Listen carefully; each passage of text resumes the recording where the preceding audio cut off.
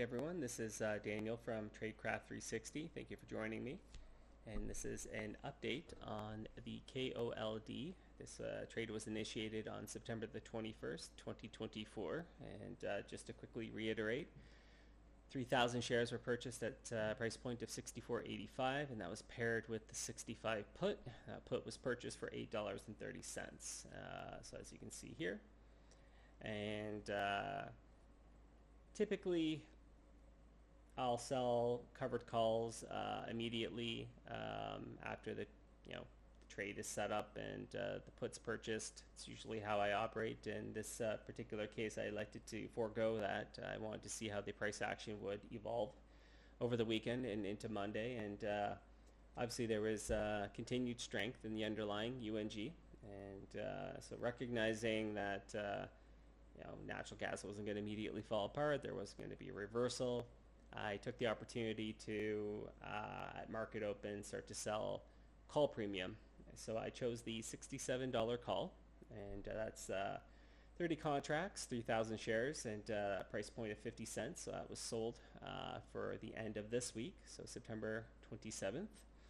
And then I also sold a far strike $75 call expiring at the end of this week for 11 cents. So after those two sets of calls were sold, which is often what I will do, so a near strike and a far strike,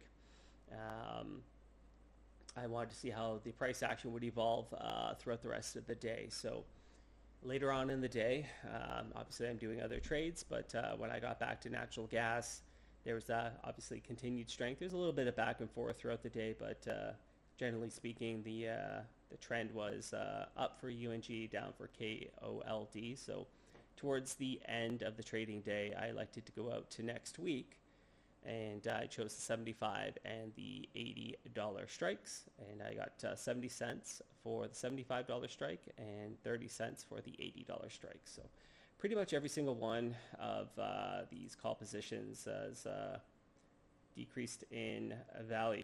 That's obviously helpful. Just was able to get a fairly high amount of premium, so in total $1.56. And it just seems very unlikely at this point that natural gas is going to fall apart. I mean, it could, but and even if it were to, and if it were to take out the $67 strike, that's above my purchase price. I can deal with that. That would actually make money for me. And it seems very unlikely it's going to hit the $75 call. So just going to wait now to see how the rest of the week evolves. It's very unlikely that I'll transact again. I don't want too much overhead exposure, I should say, upside exposure on the call side. So towards the end of this week, I'll reassess natural gas. Likely it will be into next week that I'll transact again, but we'll see. Sometimes I'll day trade, on the Thursday, go into the Friday to see if I can generate extra call premium. So that's the most important part of this process, is that so long as the value of the put is paid for, then you can establish a lower cost basis and reinitiate the trade, for instance on KOLD at a much lower price point. If you wanted to reshort natural gas because you felt that there was the potential for further declines, then you have that ability to do so. All right, you're not a bag holder, so to speak, and that's very important, right? So if you didn't have that protection on, it would have been an unpleasant experience in the sense that down 5, 6, 7%. You might have triggered a stop loss. You might have panicked and liquidated the position. In this case, I'm not emotional.